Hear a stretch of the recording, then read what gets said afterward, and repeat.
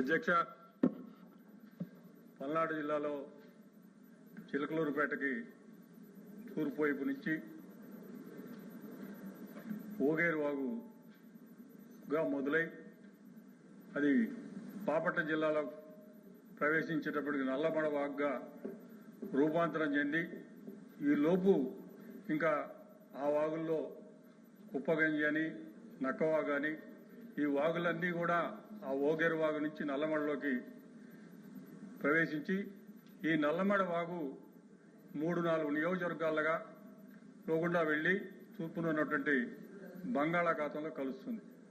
ఈ బంగాళాఖాతంలో కలిసే లోపు వర్షాలు అధికంగా పడ్డప్పుడు కొన్ని సంవత్సరాలుగా ఈ వాగు పొంగి ఆ చుట్టుపక్కల గ్రామాలన్నీ కూడా మునిగిపోయి ఆ చుట్టుపక్కల ఉన్నటువంటి రైతులందరూ కూడా వాళ్ళ పొలాలన్నీ కూడా కొట్టుకుపోయి చాలా తీవ్రంగా నష్టపోతా ఉన్నారు.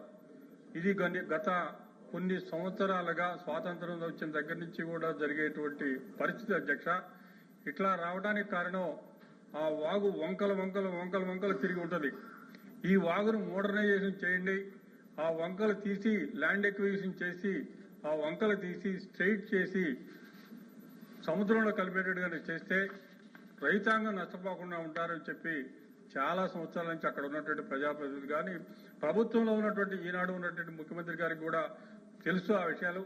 కాబట్టి అధ్యక్ష, ఇప్పుడు ఆ వాగు మీద దృష్టి పెట్టి ఆ వాగు ఆధునీకరణ కోసం నిధులు చేకూర్చి రైతాంగాన్ని ఆ చుట్టుపక్కల ఉన్నటువంటి గ్రామ ప్రజలందరినీ కూడా రక్షించాలని చెప్పి మీ ద్వారా ప్రభుత్వానికి కోరుతా ఉన్నాను అధ్యక్ష.